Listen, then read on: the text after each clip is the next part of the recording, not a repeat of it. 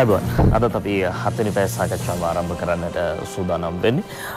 ඒ අතරවාරේ වැඩසටහන ආරම්භයේදී අපි අද දවසේදීත් සිහිපත් කරනවා තවමත් අර විශේෂ නිවාඩුව ක්‍රියාත්මකයි. හැබැයි මේ නිවාඩුව ක්‍රියාත්මක වන්නේ ඔබට කොහේවත් සංචාරය කරන්නවත් ඔබට හිතු විදිහට කල්ලි කණ්ඩායම් ගහන්නවත් නෙවෙයි.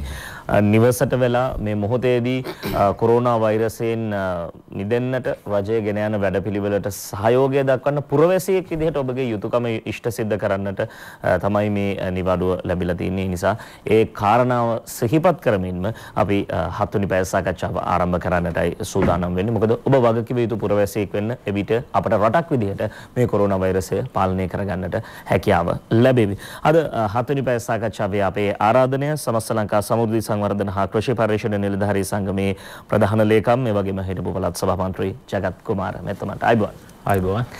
දැන් මේ වෙලාවේ රට තුලත් යම් ජනතාව අතර පමණක් නෙවෙයි ලෝකේ පුරාම මේ කොරෝනා වෛරසය ව්‍යාප්ත වෙලා යම් ව්‍යාකූලතාවයකට පත් වෙලා තිබෙනවා. ඒ අතර වාරේ අපි දන්නවා මැතිවරණය සඳහාත් සූදානම එලෙසම පවතිනවා. නමුත් මැතිවරණ සඳහා වන උණුසුම අඩු වෙලා මේ කොරෝනා වෛරස ව්‍යාප්තිය එක්ක ඇත්තටම මේ වෙලාවේ මම පළවෙනිම කාරණේ අහන්නේ මැතිවරණයක් පැවැත්වීම සුදුසුද? මම හිතන්නේ අපි කවුරුත් ජාතික ආරක්ෂාවට වගේම මිනිස් අපේ ජනතාවගේ ආරක්ෂාවට මුල්තැන දෙන්න ඕන. විශේෂයෙන් අතුගරු ජනාධිපතිතුමා සහ අගමැතිතුමාත් මම හිතන්නේ සාකච්ඡා කරමින් ඉන්නවා මේ සම්බන්ධව. නමුත් නීතියානුකූල යම් හේතු කාරණා නිසා අද නාම යෝජනා බාර ගන්නවා. ඊට පස්සේ මැතිවරණ කොමිසමේ සභාපතිතුමාට කොමිසමට ඉඩකඩ තියෙනවා. ඒ සම්බන්ධව කටයුතු කරන්න කල් දාන්න අවශ්‍ය දින ප්‍රමාණයක්. මම හිතන්නේ මට හිතෙන්නේ දැන් ජනතාව පත් වෙලා තියෙන අසීරු තත්ත්වය විශේෂයෙන් මේ රෝගය තුල ඒක පැතිරෙන විදිය ගැන හොයාගන්නත් බෑනේ. එවැනි තත්ත්වයක් තුළ විශාල ජනරාශියක් ඒක රාශි කරලා ප්‍රචාරක කටයුතු කරන්න බැරි තත්ත්වයක් විශේෂයෙන් ජනතාව ඉන්න මේ වික්ෂිප්තභාවය තුළ මැතිවරණයක් මේ ළඟම තියෙන එක පිළිබඳව ප්‍රශ්නයක් තියෙනවා. මම හිතනවා මට දැනෙන දේ මම හිතන්නේ අනිවාර්යයෙන්ම මේක කල් දාන්න කටයුතු සිද්ධ වේවි. ඒ මැතිවරණ කොමිසමට ඒ බලය තිබෙන්නේ. ඔව් ඒක මැතිවරණ කොමිසම තීන්දුව කරයි අද නාම යෝජනා බාරගත්තත් ඉන් පස්සේ ඒ කටයුතු සම්බන්ධ තීන්දුවක් ගනිවි. මේ කාලේ යම් ප්‍රමාණයකට සමනය වුණා. මොකද අද වෙනකොට මේ 50 දක්වා ඇවිල්ලා තියෙනවා. නමුත් ඉදිරි දින කීපේ වැඩි වෙලා ආයි මේක පහලට බහී කියන අදහසක් තියෙනවා. මේ දින 14 ඇතුළේ තමයි විශාල ප්‍රමාණයක් මේකෙන් හොයාගන්න පුළුවන් කියන වෛද්‍ය මතයක් තියෙනවා. ඉතින් අපි හිතනවා ඒ කාලය තුල ඒක සමනය වුණාට පස්සේ අපිට ඡන්ද ඕන තරම් කල් තියෙනවනේ තියන්න. නමුත් ජීවිත බේර ගන්න ඕනේ අත්‍යවශ්‍යයෙන්ම. ඉතින් අපි ජනතාව ගැන මූලිකත්වය දෙන්න ඕනේ. හොඳයි ඒ කාරණයෙන් අනතුරුව මම ඊළඟට කැමති ඔබතුමාට අදාළ ක්ෂේත්‍රය සම්බන්ධයෙන් කතා බහ කරන්න සමෘද්ධි පිළිබඳව කතා බහ කරද්දී මොකද සමෘද්ධිය සම්බන්ධයෙන් අපි දශක කීපයක් තිස්සේ කතා බහ කරනවා. පහුගිය කාලේ ඒ ගැන විවිධ කතා කියන්න උත්සාහ කරා පසුගිය ආණ්ඩුව. දැන් ඔබ සමස්ත ලංකා සමෘද්ධි සංවර්ධන සහ කෘෂි පරිශ්‍රණ නිලධාරී සංගමේ ප්‍රධාන ලේකම්.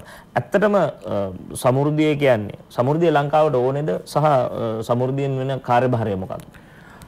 සමෘද්ධිය අපි වගේ රටක අවශ්‍යයි කියන මතයේ මම ඉන්නේ. ඒක අත්‍යවශ්‍යයට සුදුසු අයට ලැබිය යුතුයි. දැන්ටත් අත්‍යවශ්‍ය නොවන අය මේක ඉන්නවා. ඒකට හේතු විශේෂයෙන් පහුගිය ආණ්ඩුව ලක්ෂ 8කට ආසන්න ප්‍රමාණයක් දේශපාලනිකව සහනාධාර දීම තුල සිදු වුණා. ඉතිහාසයේ එහෙම දුන්නේ නැහැ. නමුත් පහුගිය ආණ්ඩුවේ එහෙම සිදු වුණා. ඒ තුල නොසුදුසු වැඩි ඒකම මුල් කාලේ දුන්න අයගෙන් යම් අය ආදායම් වැඩි වෙලා තියෙනවා. ඒ නිසා නිවැරදි සමීක්ෂණයක් අනාගතේ කළාම මම හිතන්නේ සුදුසුන්ටම ලැබෙයි. මොකද සුදුසුන්ට ලැබෙන කියන්නේ දියුණු රටවල වුණත් යම් අඩු ආදායම් ලබන අයට සහන දෙන ක්‍රමවේද තියෙනවා. ඉතින් අපි වගේ රටක සෑහෙන පිරිසක් මේ සම්බන්ධව ඉන්නවා. මේ අය දිනපතා සහනාධාරයෙන් යැපෙන තත්ත්වෙ නෙමෙයි. ඒ අය සහනාධාර දෙන ප්‍රමාණ ආර්ථික තත්ත්වය වර්ධනය කරලා ඔට සොයන්ව නැගී සිටින අවස්ථාවක් සලසලා මඟ පෙන්වීම කරලා ඒ හරහා වුන් සමෘද්ධියෙන් ඉවත් කිරීමේ වැඩපිළිවෙලක් තමයි සමෘද්ධි ව්‍යාපාරයේ මූලික තේමා මූලික අරමුණ. ඉතින් පසුගිය කාල පරිච්ඡේදයේ අවුරුදු 25කට ආසන්න කාලයක් මේ රටේ සමෘද්ධි ව්‍යාපාරය ක්‍රියාත්මක වුණා. 125ක් 26ක් තිබුණු දුප්පත්කම 106 දක්වා අඩු කරන්න විශාල වශයෙන් සමෘද්ධි ව්‍යාපාරය බලපෑවා. ඒ වගේම මේ සඳහා කැපවෙච්ච සමෘද්ධි නිලධාරීන් සහ විශේෂයෙන් එදා තිබුණු මුල් ආණ්ඩුව පොදු ජන පෙරමුණ, ඒ වගේම මහින්ද රාජපක්ෂ මැතිතුමාගේ ආණ්ඩුව, විශේෂයෙන්ම බැසිල් රාජපක්ෂ මැතිතුමා එතුමාගේ කාලේ සමෘද්ධි ව්‍යාපාරයේ ස්වර්ණමය යුගය බවට පත් කරලා විශේෂ නිලධාරීන්ගේ ප්‍රශ්න විසඳන්නත් දෙපාර්තමේන්තුවක් ඇති කරා. ඒ වගේම ප්‍රතිලාභීන්ගේ බැංකු ක්‍රියාවලිය නීත්‍යානුකූල කරන්න, ඔවුන්ගේ අරමුදල් වල ශක්තිමත්භාවය, විශ්වසනීය තත්ත්වය ඇති කරන්න ඒ දෙපාර්තමේන්තු ක්‍රියාවලියත් ආරම්භ කළා. අවාසනාවකට පහුගිය ආණ්ඩුව ඒ සියල්ල ගැන නොසලකා ඔවුන් දේශපාලන දාන් ඇදීමක් මේක ඇතුලේ කරපු නිසා යම් යම් නිලධාරීන්ගේ ප්‍රශ්නත් ප්‍රතිලාභී ජනතාවගේ ප්‍රශ්නත් වැඩි වුණා. හැබැයි අද වෙනකොට ඒ සියල්ල නැවත නිවැරදි කිරීමේ තැනට අතිගරු ජනාධිපතිතුමා සහ අගමැතිතුමාත් විශේෂයෙන් පවිත්‍ර මැතිතුමිය ඇතුළු අපි එකතු වෙලා වැඩ කටයුතු කරනවා. ඉතින් මම හිතනවා සමෘද්ධි ව්‍යාපාරය වඩා සාධනීය තැනකට අද වෙනකොට පවත්වාගෙන යනවා. රටක් විදිහට ගත්තාම සමෘද්ධි ව්‍යාපාරයේ විශාල ප්‍රතිලාභ ප්‍රමාණයක් ලැබිලා තියෙනවා.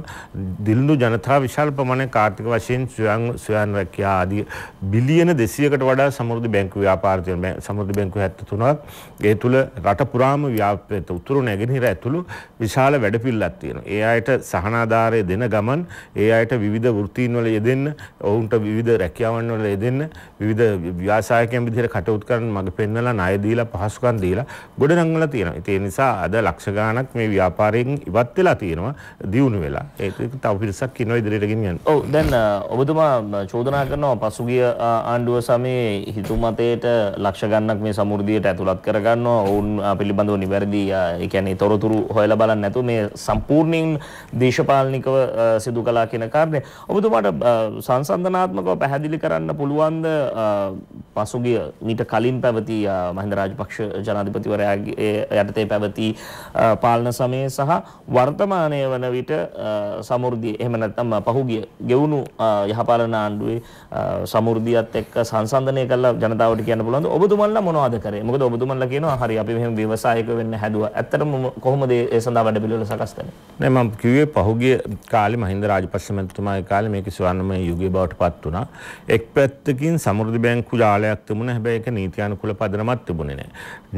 ණය ගෑරලා පැහැර ඇරිය කෙනෙකුට හරියට නඩුව දාගන්න බෑ. ණය කරගන්න ක්‍රමයක් තිබුණේ.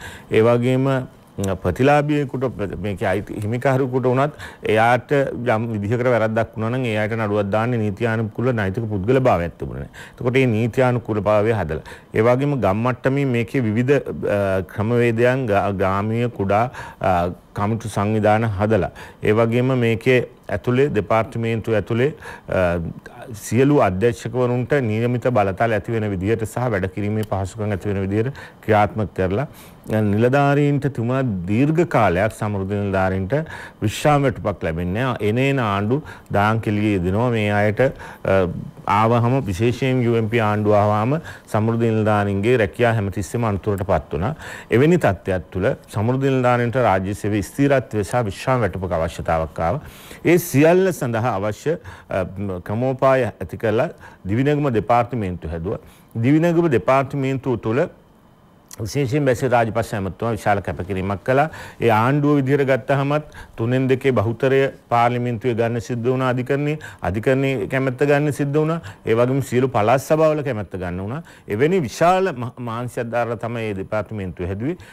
එහිදී නිලධාරීන්ගේ විශ්‍රාම වැටුප සහ සුරක්ෂිතභාවය හැදෙන ගමන් අනිත් පැත්තෙන් ප්‍රතිලාභී ජනතාවට ආරක්ෂාව සහ නියමිත පරිදි ඔවුන්ගේ මේ ව්‍යාපාරය හරහා දියුණු වෙන්න අවශ්‍ය මඟ පෙන්වීම සිද්ධ වුණා. ඒ වගේම විවිධ පැල බීජ දීලා මේ ව්‍යාපාරයෙන් නිරත ජනතාවට තමන්ගේ ගෙවත්ත සංවර්ධනය කරගන්න අසල්වාසීන් එක්ක එකතු වෙලා ගෙවතු වැඩි ප්‍රමාණයක් හදාගෙන ඒ තුල අපි පිටරටටම සියලු දේ ගේන්න කංකුමිටියත් පිටරටින් ගේන්න තැනටපත් වෙලා තියෙනවා. ඉතින් එවැනි තත්ත්වයකට යන්නේ නැතුව හැම ගේකම යම් දෙයක් බීජයක් ආහාරයට ගන්න පුළුවන් දෙයක් වවා ගන්න කටයුතු යෙදුණා. හැබැයි පසුගිය කාලේ මේ සියල්ලම කඩා වැටුණා. ඒ අයට මේක දේශපාලනිකව මතයක් විතරයි ඒගොල්ලෝ බැලුවේ. ඒ නිසා මේගොල්ලෝ බැලුවා මේකේ අරමුදල් තියෙන්නේ කොහොමද? සමාජ ආරක්ෂණ අරමුදල් කියලා දුප්පතුන්ගේ මරණයකදී විවාහයකදී රෝහල් ගත වෙන ප්‍රතිලාභ දෙන අරමුදලක් තුන. මේකේ අරමුදල් ඇමතිවරයා බිලියන ගණනක් දේශපාලන අවශ්‍යතාවන් සඳහා යොදා ගන්න නැතුව. දැන් සමෘද්ධි සහනාධාර දෙනවා ඒගොල්ලෝ දේශපාලනික පදනම. සහනාධාර දෙනකොට ඒගොල්ලෝ ඒකට සහනාධාර දීමේ උත්සව ගන්නකොට සල්ලි වේදම් කරන්නේ මිලියන 300ක් සම්පූර්ණ ටී-ෂර්ට් ගහන්න, ස්ටේජ් ගහන්න, සංග්‍රහ කටයුතු සඳහා කටවුට් ගහන්න මේ සියල්ලටම සමෘද්ධි බැංකුවේ සහ අර දුප්පත් මිනිසුන්ගේ සමාජ ආරස. එයාගේ මරණයකට දෙන්න. ඒගොල්ලන්ගේ මේ සහනාධාරයෙන්මයි මේ මුදල ගන්න. ඒක ආණ්ඩුවේ මුදලකුත් නෙමෙයි. ඒ දුප්පත් මිනිසුන්ගේ සහනාධාර මුදල මේ පැත්තෙන් ගන්නවා. අනිත් පැත්තෙන් දුප්පත් මිනිස්සු බැංකුවේ තැන්පත් කරපු මුදල් තවත් ගන්නවා. එහෙම අරගෙන මිලියන 300ක් වියදම් කරා. ඊට වඩා බිලියන ගාණක් ගන්න හැදුවේ අපි දිනපතා පාරවල් වල ඔබ දකින්න ඇති අරගල කරා දුප්පත් මිනිසුන්ගේ අපේ ආදරණීය ජනතාවගේ අයිතිවාසිකම් සහනාධාරය සුදුස්සන්ට දෙන්න කියන එකයි.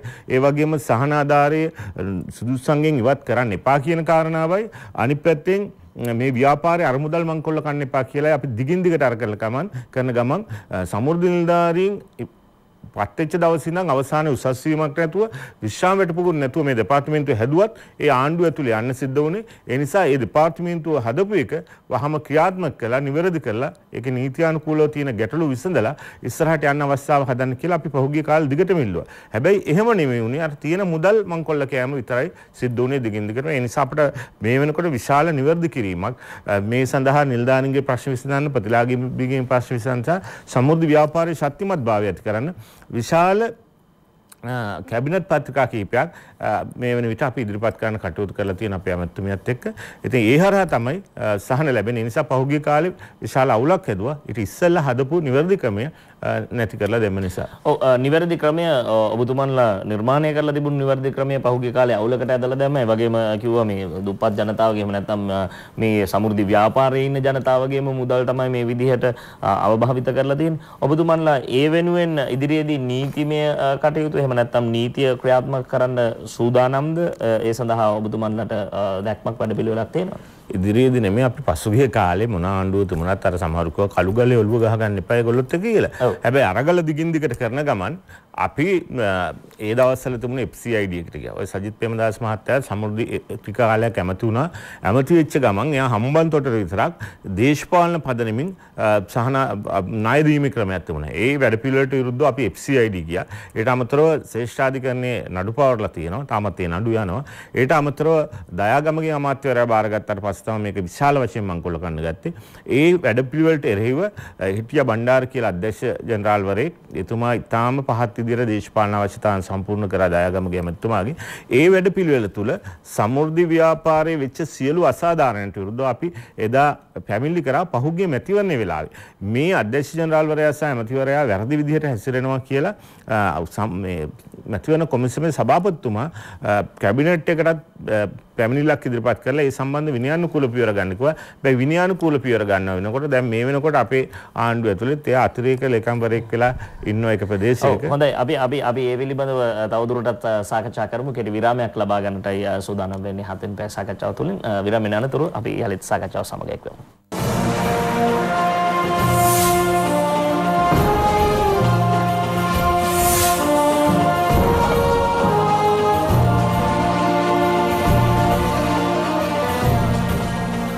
ඔබ යලිත් 7 වෙනි පැය සාකච්ඡාව සමගින් සමස්ත ලංකා සමෘද්ධි සංවර්ධන හා කෘෂි පර්යේෂණ නිලධාරී සංගමේ ප්‍රධාන ලේකම් මේ වගේම හිටපු පළාත් සභා මන්ත්‍රී ජගත් කුමාර මහතුමන් සමගින් අපි සාකච්ඡා කරමින් හිටියේ සමෘද්ධිය පිළිබඳව සහ සමෘද්ධිය මේ ඇහුව ප්‍රශ්නේ තමයි එතුමන් පැහැදිලි කරමින් හිටියේ අවසාන කොටස අපිට මේ පැහැදිලි කරගන්න තිබුණේ මේ දූෂණ වංචා අක්‍රමිකතා මේවට සම්බන්ධ උදවියට නැත්නම් අපි හැමදාම අහන කතාව තමයි මේ යම් ආණ්ඩුවක් පත් වුණාට පස්සේ ඒ ආණ්ඩුවේ නිලධාරීන් දේශ පාලකයන් පැවති ආණ්ඩුවට චෝදනා කරනවා. ඉන් අනතුරුව යලිත් ආණ්ඩු මාරුවක් වුණාම ඒ ආණ්ඩුවට චෝදනා කරනවා. නමුත් මේ නීති අනුකූලව පියවර ගැනීමක් දැන් ඔබතුමාම සඳහන් කළා අතිරේක ලේකම්වරයෙක් විදිහට මේ චෝදනා ලැබූ නිලධාරියා සේවය කරනවා කියලා. දැන් ඔබතුමාලා මේ ඉදිරියේ පැවැත්වෙන මහමැතිවරණයෙන් අනතුරුව මෙවැනි සිදුරු සහිත ස්ථාන වසා දමන්න මොන වගේ ක්‍රියාමාර්ගයක්ද ගන්න? ඇත්තටම එකම ප්‍රධාන කාරණාව ජනතාවගේ පැත්තෙන් තියෙන චෝදනාවකුත් අපි අර පහුගිය ආණ්ඩුව වගේ අර සනිකව වැරදි කරපු අයට දඬුවම් කරේ නැහැ. ඒ නිසා අපි සමහර අය ඩීල් දානවා අරවම කියන්නත් අපිට චෝදනා කරන්න හදනවා. අපි විශ්වාස කරන්නේ සහ රාජ්‍ය පැත්තෙන් මට කියන්න තියෙන්නේ විශේෂයෙන්ම අපේ ආණ්ඩුවේ කිසි ඩීල් එකක් නැහැ. හැබැයි අපේ ආණ්ඩුව අධිකරණයටවත් පොලිසියටවත් වෙනත් නීතිය ක්‍රියාත්මක කරන ආයතන වලට ඇඟිලි ගහන්නේ. ඒ ඇඟිලි නොගැහිමම රටේ නීතිය ක්‍රියාත්මක වීම ප්‍රමාද වෙන්න හේතුවත් වෙලා තියෙනවා. ඒ නිසා යම් ප්‍රමාණයකට නීතිය බලාත්මක කිරීමට ඇඟිලි ගහන්න ඕන කියලා මම පෞද්ගලිකව විශ්වාස කරනවා. එහෙම නැත්තම් වෙන්නේ ජනතාවගේ විශ්වාසය බිඳෙනවා. ඉතින් අර කියපු නිලධාරීන් ඒ තැන්වල දැන් අතිරේක දිස්ත්‍රික් ලේකම්වරු විදිහට පත් වෙලා ඉන්න හොඳට සෞඛ්‍යකර සියලු පහසුකම් ලැබමින් ඉන්නවා. නමුත් ඒ සම්බන්ධ පරීක්ෂණයක් කරන්න පටන් ගත්තා. ඒ පරීක්ෂණ නිකන් ඉබ්බි ගමනින් හිමින් යනවා. ඉතින් එයා තව මාසකින්ද දවසකින්ද විශ්‍රාම යනවා. ඉතින් ඉස්සරහට ගියාට පස්සේ යට කරන්න දෙයක්වත් නැහැ. ඉතින් ඒ වගේ මේ අපේ ආණ්ඩුවේ තියෙන මානුෂීය පිළිවෙත වැරදි විදිහට භාවිතා කරමින් නිලධාරීන් හැසිරෙනවා. ඉතින් මම විශ්වාස කරනවා මේ මැතිවරණ කාල පරිච්ඡේදයත් ඉවර වෙලා මොකද සෙන්ටක් කියන්නේ මැතිවරණ කාලේ මේ දේශපාලන පැනලිකෙන් දඩමීමක් කරගත්ත කියලා. ඒ නිසා නීතිය බලාත්මක කරන්න මමත් දෙවියන් හඳුනන්නේ පීඨෙන් ඔබ තමුන්නාන්සලාගේ විශ්වාසය ඇතුව අපි මේ ව්‍යාපාරයට කරපු කැපකිරීම සහ මේ දිස්ත්‍රික්කේ ජනතාවට කරපු කැපකිරීමත් එක්ක ඊගව පාර්ලිමේන්තුවේ කොළඹ දිස්ත්‍රික්කෙන් ඉල්ලන නිසා පාර්ලිමේන්තුවට ගියාම අනිවාර්යයෙන්ම මම බලන ප්‍රධාන කාරණාවක් තමයි චතුක විශේෂයෙන් සමෘද්ධි ව්‍යාපාරයට හෙන ගෙඩි දෙන්න ආපු මිනිසුන්ට නීතිය ක්‍රියාත්මක කිරීම ප්‍රධාන කාරණාවක් විදිහට ඒවා ක්‍රියාත්මක කරේ නැත්නම් තවත් ආණ්ඩු තවත් පුද්ගලයන් ඉදිරියටත් මේකේ අරමුදල් ගසා ගන්න ඕන තරම් ඉඩකඩ තියෙනවා. ඒ නිසා දුප්පතුන්ගේ මේක සාංගික දේපල වගේ ඒ අරමුදල් ගසා කාපු අයට නීතිය ක්‍රියාත්මක කරනවා. ඒ සඳහා මැදිහත් වෙනවා. ඒ වගේම දුප්පත්කම නැති කිරීම සඳහා අවශ්‍ය මූලික පියවර ගන්න මගෙත් මැති සභාවේදී ඉදිරි කාලේ විශාල කැපකිරීමක් කරන්න අපි බලාපොරොත්තු වෙනවා. ඒ වගේම මේ රටේ පොදුවේ පොදු ජනතාවගේ විශාල අවශ්‍යතාවන් ප්‍රමාණයක් පිළිබඳව අපි පහුගිය කාලේ කටයුතු කරා. නමුත් අපේ රජයෙන් ඉල්ලන බොහෝ දේවල් අපි ග්‍රාමීය මට්ටමේ ජනතාව බිමත් එක්ක ඉන්න නිසා අපිට දැනෙනවා. ඉතින් ඒ නිසා මම විශ්වාස කරනවා ඒ ගැටලු වලට විසඳුම් දෙන්න මේ කියන්නා වූ ජනතාවගේ දැවෙන ප්‍රශ්න වලට විසඳුම් දෙන්න අපිට රජයත් එක්ක ඉදිරියේ අවස්ථාව ලැබෙනවා. දැන් කෙනෙක් මෙහෙම ප්‍රශ්න කරොත් ඔබතුමා හිටපු පළාත් සභා මන්ත්‍රීවරයෙක් ඒ වගේම සමෘද්ධි ක්ෂේත්‍රය සම්බන්ධයෙන් ඒ ක්ෂේත්‍රයේ ජනතාව වෙනුවෙන් සහ නිලධාරීන් වෙනුවෙන් සියලු දෙනා වෙනුවෙන් පෙනී හිටියා කියන කාරණේ අපට දැක ගන්නට ලැබුණා.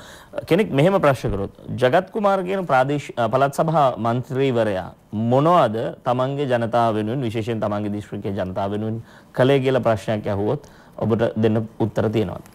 අනිවාර්යෙන් මට තියෙනවා කැබිනට් ඇමතිවරයෙකුටත් වඩා මම වැඩ කරා කියලා කොළඹ දිස්ත්‍රික්කයේ ජනතාවට කියන්න. සාමාන්‍යයෙන් මම මගේ ප්‍රතිපාදන සහ මගේ පෞද්ගලිකවත් හිතවතුන්ගේ ආධාර අරගෙන සාමාන්‍යයෙන් 20000කට විතර ඇස් කණ්ණාඩි දීලා තියෙනවා. ඇස් බලලා ඒකට සුදුසු ඇස් කණ්ණාඩි හදලා ඒකට කෝටි ගාණක මුදලක් ඇස් කණ්ණාඩි දීලා තියෙනවා. නිවාස ආධාර 5000කට විතර දීලා. ස්වයංදක්ෂ ආධාර 4000කට විතර දෙනවා. පන්සල් පල්ලි කෝවිල් දේවස්ථාන පූජනීය ස්ථාන සිය ගණනක් සංවර්ධනය කරන්න අරමුදල් දීලා තියෙනවා. ඒ වගේම අපිට පුළුවන්කම ලැබුණා ඇලවේලි ට්‍රැක්ටර් පැන්නුම් කෘෂිකර්මාන්තයේ පැත්තෙන් හදන්න විශාල මුදලක් දෙන්න. ගෙවතු වගාව සඳහා කාන්තාව පහුගිය කාලෙත් අපි කාන්තාව 2000කට ඒ උපකරණ ලබා දීලා ගෙවතු වගාවට උනන්දු කරා කෘෂිකර්මාන්තය නගා සිටවන්න. ඒ වගේම ජ්‍යෙෂ්ඨ පුරවැසි සමිතිය ඇතුළු සමිති සමාගම් දහස් ගානකට ඒ අවශ්‍ය උපකරණ ටික දුන්නා. ඒ වැඩිහිටි දෙමව්පියෝ අපි බලා ගන්න ඕන. ඒ දෙමව්පියෝ බලා ගන්න මහින්ද රාජපක්ෂ මහත්මයා ජ්‍යෙෂ්ඨ පුරවැසි සංවිධාන හැදුවා. ඒ අයගේ ජීවිත කාලය වඩා ප්‍රීතියෙන් සතුටෙන් තියන්න ඕන නිසා ඒ වලට අවශ්‍ය මඟ පෙන්වීම අපි විවිධ වැඩසටහන් ගීරස වින්දන ආධ්‍යාත්මික සංවර්ධන වැඩසටහන් පහසුකම් මේ වගේ කටයුතු කරලා තියෙනවා.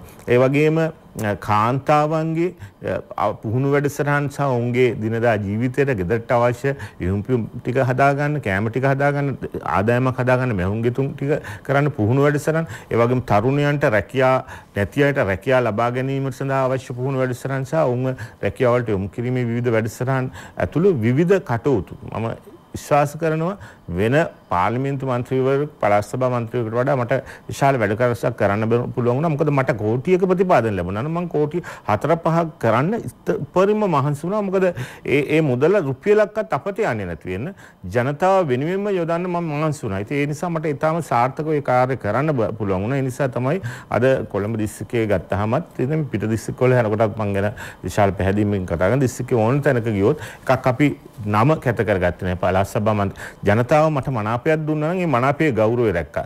මොකද පළවෙනියෙන්ම අපි වෙන්න ඕනේ ජනතාව දුන්න ඒ විශ්වාසය තහවුරු කරන්න. ඒකට ජනතාව පහුගිය කාලේ මාව පත් කරේ චතුක මහින්ද රාජපක්ෂ මහත්මයාත් එක්ක වැඩ කරන්න.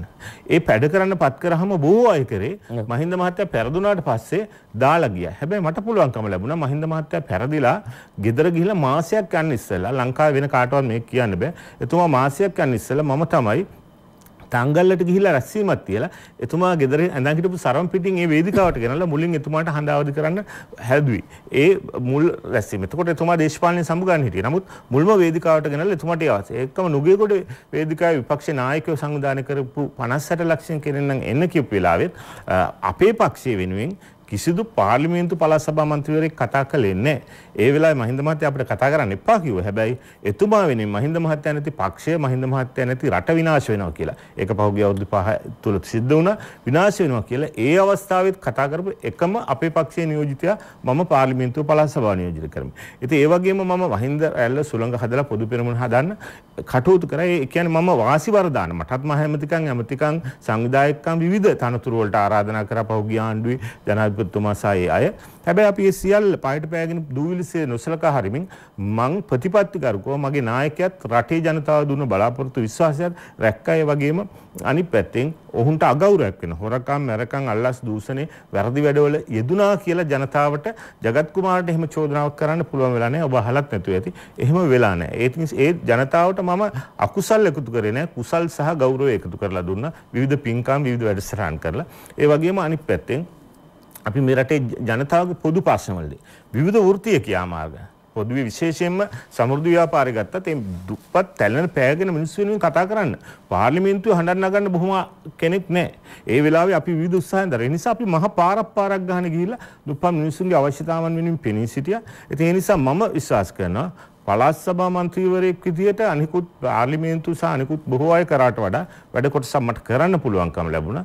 ඉතින් ඒ ජනතාව විශ්වාස කරපු බොහෝ දේ අපි කරලා තියෙනවා. ඒ වගේම මේට වඩා බොහෝ දේ කරන්න මගේ ප්‍රාර්ථනා තියෙනවා මේ රටේ ජනතාව වෙනුවෙන්. දැන් මෙහෙම කෙනෙක් ප්‍රශ්න කරොත් හරි ඔබතුමා පළාත් සභා මන්ත්‍රීවරයෙක් විදිහට ඔබතුමන්ට මේ ලැබුණු සියලුම ප්‍රතිපාදන වියදම් කළා වැඩ රාජකාරී ගණනාවක් කරලා තියෙනවා. ඔබම සඳහන් කළා සමහර වෙලාවට පාර්ලිමේන්තු මන්ත්‍රීවරයෙක්ටත් වඩා වැඩිපුර වැඩ කරා කියලා. එහෙමනම් ඔබට තවදුරටත් ওই විදිහට මේ කටයුතු සිදු කරන්න පුළුවන්. ඇයි මේ තව ඉදිරියට යන්නට උත්සාහයක් දරන්නේ? හුදෙක් ඔබේ පෞද්ගලික ආශාවක්ද නැත්නම් තවදුරටත් මේ ජනතාව වෙනුවෙන් සේවය කරන්න පුළුවන් පරාසය දියුණු කරන්නට? ඇත්තටම දැන් ඔබට මම කලින් මේ උත්තරේ දුන්න චතුක දැන් මගේ පෞද්ගලික ආශාවල් නම් මට ඇමතිකම් ගන්න පුළුවන්කම තිබුණා. එහිදී විශාල ආදායම් හොයාගන්න ක්‍රම විවිධ පහසුකම් වෙන විවිධ බලයන් විවිධ ජනප්‍රියත්වයන් තියෙනවනේ. හැබැයි සියල්ල අපි ප්‍රතික්ෂේප කරා. මොකද මේ පෞද්ගලික අභිප්‍රායන්ට වඩා මට මගේ රට මගේ ජාතිය මගේ ජනතාව වෙනුවෙන් අභිප්‍රාය විශාල ප්‍රමාණයක් තියෙනවා. ඒ නිසා දැන් පළාත් සභාවේ අවුරුදු 10ක් හිටියා. ඊට ඉස්සෙල්ලා ප්‍රාදේශ සභාවේ මන්ත්‍රී සභාපති එහෙම ඉඳලා පළාත් සභාවේ 10ක් හිටියා. මේ කාලේ කරපු වැඩත් එක්ක මගේ රටේ පක්ෂ නායකයා ගිය සැරේත් මගේ මහින්ද රාජපක්ෂ මැතිතුමා ඉල්ලීමක් කරා අපිට මේ කටයුතු මේ පාර්ලිමේන්තු ඉදිරිපත් වෙන කියලා. මේ වෙලාවෙත් කිසිදු වෙන අය නාම යෝජනා වලට විවිධ අරගල කරලා අඬලාද උඩලා ප්‍රශ්න හදා ගන්නවා. නමුත් මටගේ ජනාධිපතිතුමා අගමැතිතුමා සහ විශේෂයෙන් බැසි රාජපක්ෂ මැතිතුමා කිසිදු ගැටලුවක් නැතුව විවිධ තැන්වලදී එතුමා කිව්වා ජයගත්ත නම් එක සැරයක් නෙමෙයි දෙසරයක් වුණා මට නාම යෝජනා දෙනවා කියලා මාස 6කට 7කට කලින්. ඒ නිසා එහෙම එතුමාලා දෙන්නේ මම වැඩ කරලා ජනතාව අතර ඉන්න ජනතාවගේ විශ්වාසය දිනාගත්ත නායකයෙක් කියලා. ඒ නිසා මට වැඩ කරන අර ඔබ කියපු වපසරිය වැඩි කරගන්න පාර්ලිමේන්තු මන්ත්‍රීවරයෙක් විලා තවත් එහාට ගිහිල්ලා ඒ හරහා තවත් දෙයක් රටේ ජනතාවට කරන්න රටේ උත්තරීතර නීතිය හදන ස්ථානයේ විදියට තීන්දුව ගන්න ස්ථානයේ විදියට ජනතාවගේ අවශ්‍යතාවන් වෙනුවෙන් කැපවෙන ස්ථානයේ විදියට එතන පොදු මහ ජනතාවගේ සමෘද්ධි ව්‍යාපාර ජනතාව ගොවි ජනතාවගේ සහ සමස්ත පොදු මහ ජනතාවගේ හඬක් බවට පත් වෙන්න ඒ හඬ බවට පත් වෙලා මේ රටට වඩා හොඳ අනාගතයක් නිර්මාණය කරන්න මට තියෙන හැකියාව මට තියෙන කැපවීම මගේ ශක්තිය යොදා ගන්න පුළුවන් නම් මම ඒ නිහඬ වෙන්නේ. ඒ නිසා තමයි මම මේ අවස්ථාව ලබා ගන්නේ. ඉතින් මේකට බොහෝ ඉල්ලීම් තිබුණා. ඉතින් මම හිතනවා ඒ ඉල්ලීම අනිවාර්යයෙන්ම ජයග්‍රහණය කරන වැඩපිළිවෙල ජනතාව බාර අරගෙන දැන්ටමත් විශාල මම දැන් මේ මැතිවරණ කාලේ අපි මේ රට යම් ව්‍යසනකාරී තත්ත්වයන් නිසා తాවකාලිකව රජයේ පැත්තෙන් වගේම අපි පෞද්ගලිකවත් ගත්තා මැතිවරණ වැඩ කටයුතු කරන්නේ නැහැ. මොකද අපි දැන් මේ දවස්වල ආගමික පුංචි ආගමික වැඩසටහන් කරලා ජනතාවට ආශිර්වාද කරනවා. ඒවා කරන්නේ. නමුත් අපි කිසිදු ප්‍රචාරක කටයුත්තක නිරත වෙන්නේ නැහැ. මොකද දේශපාලන වාසි ලාභ දේශපාලන වාසි ගන්න ඕන නැති නිසා. නමුත් ඉදිරි රටේ ජනතාව මාස එකමාරකට දෙකකට කලින් මුළු දිස්ත්‍රික්කෙම මාත් එක්ක විවිධ වැඩසටහන් කරලා දේශපාලන වටපසරිය හදලා පහුගිය කාලෙත් අපි පොඩි රැස්වීම් තියලා එක ආසනයක රැස්වීම් 20 25 තියලා දැනටමත් මම 20000කට විතර ජනතාව හමු වෙලා කතා කරලා තියෙනවා පහුගිය කාලේ. ඉතින් මම විශ්වාස කරනවා අපි හිටපු තැනට වඩා පොදු ජන පෙරමුණත් විශාල ජයග්‍රහණයක් මේ මැතිවරණයේදී ලබා ගන්නවා. ඒ වගේම මේ ජයග්‍රහණයේදී අපටත් විශාල ඉදිරියට එන්න මගේ ආදරණීය ජනතාව අපි කෙරේ විශ්වාසය තියලා තියෙනවා. ඔබතුමාට පැහැදිලි විශ්වාසයක් තියෙනවා මේ ජනතාව ඒ නිවැරදි තීන්දුව ලබා දෙවි කියලා. ඔබතුමාලා හිතනවාද ජනතාව බලාපොරොත්තු වුණු නාම යෝජනා සකස් කරගන්න, නාම යෝජනා ලැයිස්තු සකස් කරගන්න ඔබතුමාලට හැකියාව ලැබුණා කියලා?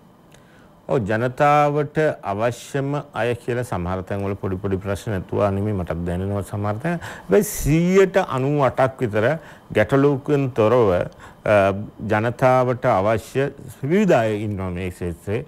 විශේෂයෙන් විවිධ අංශවල නියෝජනය කරමින්, විවිධ ශේෂ්ත්‍ර නියෝජනය කරමින් විවිධ අය ඉන්නේ. අතර ෆුල් ටයිම් දේශපාලනය කරන දේශපාලනය කියන්නේ අමුතුම කාර්යයක්. ඒක උගත්කම බුද්ධිය විතරක් තිබිලා මේක කරන්න බෑ. අපි දැක්කා මහ බැංකු මංකොල්ල කනකොට උගතුන් බුද්ධිමතුන් ඕන තරම් ඒ වැඩේට සෙට් වෙලා හිටියා. හැබැයි ෆුල් ටයිම් දේශපාලනය කරන බොහෝ දෙනෙකුට ඊට වඩා වගකීමක් තියෙනවා පොදු මහ ජනතාව වෙනුවෙන්. උගතුන් බුද්ධිමතුන් අනවශ්‍යයි කියන කාරණා නෙවෙයි, ඒ අය එක්කම ඒ අයට තියෙන මනුස්සකම්, ගුණධර්ම සහ ජනතාව වෙනුවෙන් කැප වෙන්න වැඩ පිළිලා. එදිනදා දේශපාලනයට ඇවිල්ලා ඡන්දය අරගෙන ගියොත් මං හිතන්නේ ජනතාව ආයි අපේ කණ්ඩායම් වලට සහාය දෙන්නේ නැහැ. ඒ නිසා මේ මැතිවරණ ව්‍යාපාරයේ විශේෂයෙන්ම මම දන්නවා පොදු ජන පෙරමුණේ ජාතික සංවිධායක විදිහට බැසිල් රාජපක්ෂ මැතිතුමා නිවැරදි තීන්දුවක් ගත්තා. පූර්ණ වශයෙන් දේශපාලන ක්‍රියාදාමයේ ඉන්න අය බහුතරය දාන 98ක් විතර දැම්මේ ෆුල් ටයිම් දේශ. අනිත් අංශේ විවිධ වෘත්තිකයන් විද්වතුන් දැම්මේ. එතකොට ජනතාවට තීන්දුව කරන්න පුළුවන් ඒ අයගෙන් කවුද තෝරගන්නේ කියලා. ඒක පොදු මහ ජනතාවගේ අතේ තියෙන වැඩක්. හොඳයි, අපි බලමු මේ විරාමයෙන් අනතුරුව සාකච්ඡා කරමු මේ පොදු මහ ජනතාවගේ තෝරා ගැනීමට සාධාරණයක් ඉෂ්ට කළා කියන කාරණය ජගත් කුමාර මහත්මයා අපිට සඳහන් කරනවා. අපි සාකච්ඡාවේ ඊළඟ අදියරේදී මේ පිළිබඳව තවදුරටත් කතා බහ කරමු. හත්වෙනි පැය සාකච්ඡාවෙන් අපි කෙටි විරාමයක් ලබා ගන්නයි මේ සූදානම.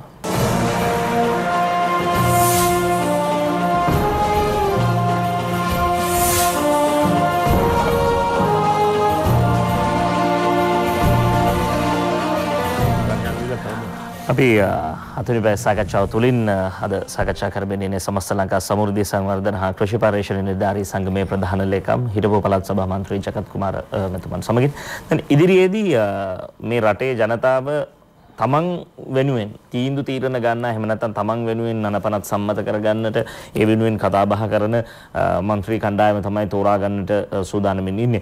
රටේ ජනතාව අපි දන්නවා පක්ෂ ભેදයකින් තොරව නොවැම්බර් මාසයේ පරිවර්තනයක් සිදු කළා. ඇතැම් කණ්ඩායම් මධ්‍යස්ථ කණ්ඩායම් තමන්ගේ සාම්ප්‍රදායික පක්ෂය අමතක කරලා ගෝඨාභය රාජපක්ෂ ජනාධිපතිතුමන් ජනාධිපති ධුරේ පිහිටවන්නට තමන්ගේ ඡන්දය භාවිත කළා. විදේශගත ශ්‍රී ලාංකිකයන් පැමිණ ඡන්දය භාවිත කළා. වෙනදාට වඩා ලොකු උනන්දුවකින් මේ ඡන්දය භාවිත කරලා රටේ නායකත්වයේ පරිවර්තනයක් සිදු කළා.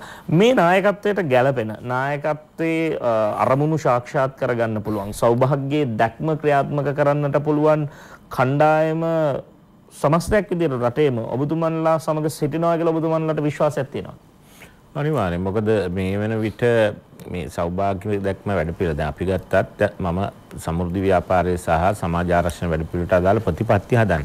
මේ සෞභාග්‍ය දැක්ම කියන එක ආවේ නිකන් උඩින් පාත් වෙලා හැම නෙමෙයි. මාස ගණනාවක් තිස්සේ විශේෂයෙන් පක්ෂයේ ජාතික සංවිධායක බැසිල් රාජපක්ෂ මැතිතුමා විවිධ විද්වත් කමිටු පත් කරලා ඒ කමිටු හරහා තමයි අදහස් යෝජනා ගත්තේ. ඒකම ගම සමග පිළිසඳර තියලා ඒ හරහා තමයි අදහස් යෝජනා ගත්තේ. ඒ යෝජනා තමයි සෞභාග්‍ය දැක්වත් වැඩතුල මමත් සමෘද්ධි සහ සමාජ ආරක්ෂණ සමාජ සේවා වැඩපිළිවෙලට අදාළ ප්‍රතිපත්ති හදන කමිටුවේ ප්‍රධානියෙක් විදිහට කටයුතු කළා. මගේ කාර්යාලය තමයි ගොඩක් කාරණා හැදුනේ. එතකොට ඒ වැඩපිළිවෙල ක්‍රියාත්මක කරන්න මම එක්කෙනෙක් ඒ වගේ විශාල පිරිසක් සම්බන්ධ වුණා. එතකොට ඒ වැඩපිළිවෙල තුළ මේ අවබෝධය තියෙන පිරිස් සම්බන්ධ වුණා වගේම ඒ පිරිස් අය අතරත් යම් පිරිසක් මේ මැතිවරණයේදී ඉදිරිපත් වෙන එකක්. එතකොට ඒක හොඳින් දන්න අය. ඒ වගේම ජනාධිපතිතුමාට ගැළපෙන, අගමැතිතුමාට ගැළපෙන, වැඩපිළිවෙලට ගැළපෙන මහජන නියුක්තිය අවශ්‍යයි කියන පොදු මතයක් තියෙනවා. විශේෂයෙන් අලුත් මුහුණුත් ඕන කියන කාරණා. ඉතින් ඒ தත්ත්වය මේ ඕනෑම දිස්ත්‍රික් එක බැලුවාම ඒ දිස්ත්‍රික්කයේ තියෙන ලේඛන අනුව ජනතාවට තෝරගන්න. මොකද 22ක් දැන් කොළඹ ගත්තාම 22ක් දැන් මට 22ම තෝරන්නේ නැහැනේ. යම් පිරිසන්නේ තෝරන්නේ. එතකොට ඒකේදී ජනතාවට සුදුසු අය තෝරගන්න පුළුවන්. දැන් අපි දන්නවනේ සාමාන්‍යයෙන් පෙරහැරක් යනකොට බොරු කකුල් කාරයොත් යනවා, වෙස්මුණු කාරයොත් යනවා, නැට්ටුවොත් යනවා, කස කාරයොත් යනවා. හැබැයි ඒ වගේ මැතිවරණයකදීත් විවිධ ශේෂ්ත්‍ර නියෝජනය කරමින් කණ්ඩායම් වෙනවා. එතකොට ඒකෙන් අවශ්‍ය කෙනා තෝරගන්න, සුදුසු කෙනා තෝරගැනීමේ ප්‍රධාන වශයෙන් ජනතාවට තියෙනවා. ඒ වගේම පක්ෂේ නායකයෝ විදිහටත් තීන්දුව తీරන ගත්තා සමාජයේ විශාල අපකීර්තියකට ලක් වෙච්ච නඩු තියෙන ජනතා විරෝධී වැඩවලට යෙදිච්ච එවැනි කිසි කෙනෙකුට නාම යෝජනා දෙන්නේ නැහැ කියලා කාරණා. ඒ වගේම පෙරදුනාට පස්සෙත් කිසි කෙනෙක් ජාතික ලැයිස්තුවෙන් පත් කරන්නේ නැහැ කියලා පොත්ජන පෙරමුණ තීන්දුව අපේ පක්ෂයේ තීන්දුව කරලා තියෙනවා. ඉතින් ඒ නිසා මේක ඇතුලේ ඉන්න සුදුසු ටික තෝරන්න ජනතාවට පුළුවන් සුදුසු වැඩි ප්‍රමාණයක් ඉන්නවා. ඔය අතර යම් ප්‍රශ්න තියෙන අය නැති වෙන්න බෑ. ඕනෑම පක්ෂයක හිම කීප දෙනෙක් ඇති. හැබැයි අතිබහුතරය ඊටම සුදුසුයි මේ වැඩ පිළිවෙලට ගැලපෙනවා. එයාගෙන් අවශ්‍ය අය තෝරීම අපේ ජනතාවගේ අතේ තියෙනවා. ඒ කියන්නේ ඔබතුමාට සහ ඔබතුමාලගේ පක්ෂයේ විදිහට දැඩි විශ්වාසයක් තිබෙනවා හොඳ සංකලනයක් මිශ්‍රණයක් එක්ක ජනතාවට හොඳින් තෝරා ගන්නට පුළුවන් නාම යෝජනා ලැයිස්තු ඉදිරිපත් කරලා තියෙනවා කියලා. දැන් ඊළඟ කාරණේ ඔබතුමාලා මේ විදිහට නාම යෝජනා සකස් කරලා මේ තරගෙදි ඉදිරිපත් වෙද්දී විපක්ෂයේ ඔබතුමන්ලට ලොකු අභියෝගයක්ද කොහොමද මේ වෙද්දී ඒ කණ්ඩායම ඔබතුමන්ලට දැනෙන්නේ? මේ විපක්ෂයේ ඇත්තටම අභියෝගයක් තියා දැන් අඩු ගානේ මේ කිසියම් වූ සටනක් දෙන්නවත් පුළුවන් තැනක ඉන්න බව පේන්නේ නැහැ. දැන් මේක විපක්ෂයේ කැඳහැලියන්නේ විපක්ෂයක් තියනවද කියලා ප්‍රශ්නයක් තියෙනවානේ. විපක්ෂය දැන් රනිල් වික්‍රමසිංහ මහත්තයත් එක්ක අලියාගෙන් තරම් කරන කණ්ඩායම.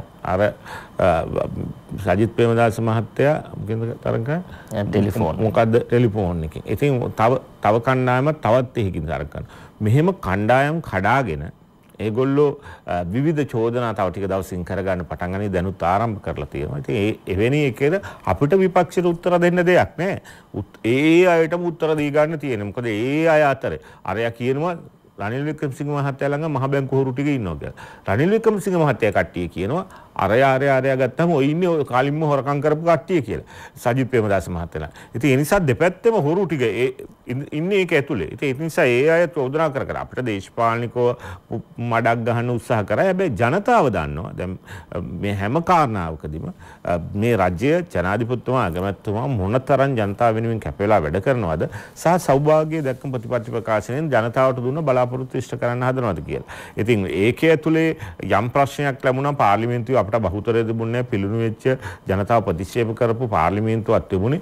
ඒ පාර්ලිමේන්තුවේ බහුතරය තිබුණේ ඔය යහපාලනයේ කණ්ඩායමටම නිසා අපි ජනතාවට සහන දෙන්න ජනතාවගේ අවශ්‍යතා ඉෂ්ට කරන්න මුදල් වෙන් කිරීමේ අවස්ථාවක් ගම අයවැයක් කරන්න දුන්නෙම නැහැ. මුදල් වෙන් කිරීමේ අතුරු සම්මත ගෙනුමකින් මුදල් වෙන් කරන්න උත්සාහ කරත් ඒකටත් අවස්ථාව දුන්නේ නැහැ මේ යහපාලන ආණ්ඩුව. මේ යහපාලන විපක්ෂය. ඉතින් ඒ තත්ත්වයේ තුල අපිට අපේ පැත්තෙන් සියලුම ජනතාවට සෞභාග්‍ය දැක්ම ප්‍රතිපත්තිය මේ දවස් කීපය ඇතුළේ ඉෂ්ට කරන්න බැරුණා. ඒකේ පිළිබඳව අපිට පුංචි ගැටලුවක් නැතුව නෙමෙයි. හැබැයි ජනතාව විශ්වාසය තියලා දෙනවා අපි ආරම්භ කරලා තියෙන නිසා. දැන් රැකියා ලක්ෂ්‍ය වැඩපිළිවෙල දුප්පතුන් සඳහා ඒකට නායකත්වය දුන්නේ මම ඒක හදන දුප්පත් අයත් එක්ක වැඩ කරන අය නිසා.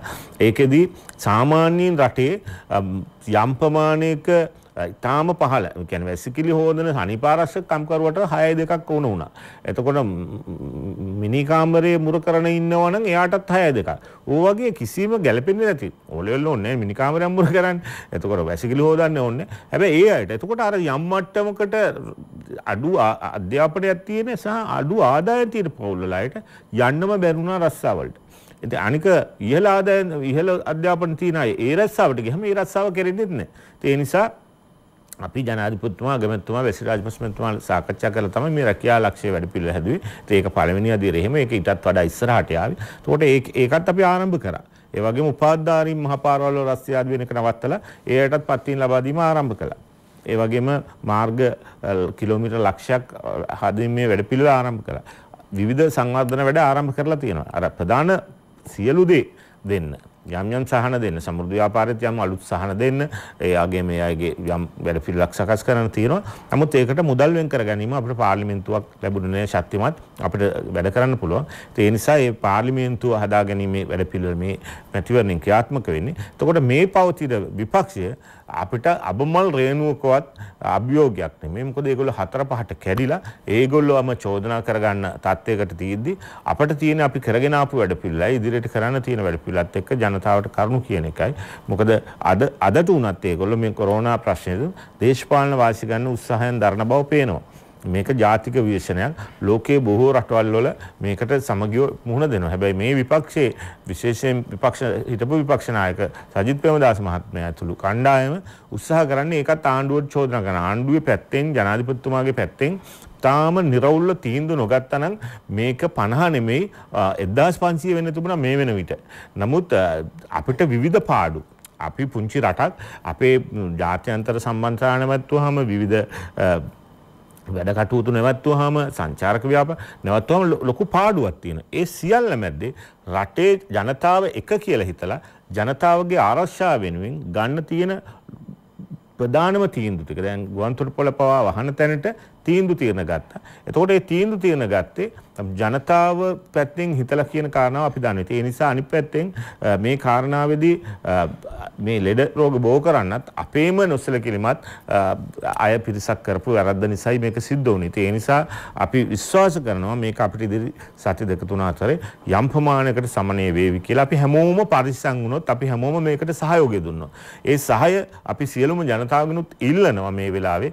රට ජාතික වේශයක් තියෙන්නේ පාපන්දු කෙලිය දෙන්න එපා. මේක දේශපාලන පාපන්දු කෙලිය කවුරුවත් එහෙම කරන අයට සහයෝගය දෙන්නත් එපා. මේ වැඩපිළිවෙලදී ජනාධිපතිතුමා ගන්න මේ කොරෝනා උවදුර නැති කිරීමේ වැඩපිළිවෙලට සහාය දෙන්න. ඒ වගේම අනිත් පැත්තෙන් විපක්ෂයේ විදිහට බහපු කාරණාවට මම කියන්නේ අපිට එහෙම කිසි ගැටලුවක් නැහැ. මැතිවරණේ හිට තිබ්බනම් අපි විශේෂ ජයග්‍රහණයකට යනවා. නමුත් මේ අවිනිශ්චිත තත්ත්වය තුළ ජනතාවට එවැනි බරක් දාලා එවැනි පීඩනයක් දෙන්න අපි කවුරුත් සූදානම් නැහැ. ඔවුන් සඳහන් කරන විදිහට එතුමන්ලා සඳහන් කරන විදිහට එතුමන්ලා ඕනෑම දෙයකට සූදානම්. නමුත් රටේ වර්තමාන තත්ත්වය පිළිබඳවයි වැඩි අවධානය යොමු කරන්නේ කියලා. එමනම් 7 වෙනි බෑ සාකච්ඡාව වෙනුවෙන් අදට අපට ලැබිලා තියෙන කාලය අවසන් වෙනවා. බෙවින් ස්තුතිවන්ත වෙනවා අපි ආරාධනාව පිළිගෙන සාකච්ඡාවට පැමිණි සමස්ත ලංකා සමෘද්ධි සංවර්ධන හා කෘෂි පරිශ්‍රණ නිලධාරී සංගමේ ප්‍රධාන ලේකම් වගේම හිටපු පළාත් සභා මන්ත්‍රී ජගත් කුමාර මැතිතුමන්ට බොහෝ විට අපි පුද්ගලයෙක් වශයෙන් තමන්ගේ වගකීම ඉෂ්ට කරනවාද කියන කාරණය අමතක කරලා බලධාරීන්ට නිලධාරීන්ට රජයට චෝදනා කරන කාරණා අපිට ඕනෑ තරම් දකින්න තියෙනවා. ඒ නිසා වැඩසටහන ආරම්භයේ සඳහන් කළාසේම මේ ඔබට විශේෂ නිවාඩුවක් ලබා දීලා තියෙන්නේ නිවසට වෙලා කොරෝනා රෝගය පැතිර යාම වැළැක්වීම වෙනුවෙන්මයි කියන කාරණාව සිහිය තබා ගන්න. මොකද මේක ජාතික ව්‍යසනයක් බවට පත් වෙලා අපි හැමෝම අසරණතාවයට පත් වෙලා පීඩා විඳින තත්ත්වෙන් මිදෙන්නට පුළුවන්. ඒ වගකීම තිබෙන්නේ ඔබ සතුව. ගුවන්තොටුපළ අද සිට වසා දමා තිබෙනවා. පාසල් ටික බොහොම කලින්ම වහලා ඒ සඳහා අවශ්‍ය කරන කටයුතු විශ්වවිද්‍යාල වසා දමා ඒ අවශ්‍ය කරන කටයුතු සිදු කරලා තියෙද්දි නිරෝධායන මධ්‍යස්ථාන 6ක් මේ වෙද්දී ආරම්භ කරලා තියෙද්දි ඔබට ඔබේ පුද්ගල වගකීම ඉෂ්ට කරන්න කියන කාරණේ මතක් කරමින් අපි 7 වෙනි පැය සාකච්ඡාවෙන් සමුගන්නටයි සූදානම් වන්නේ.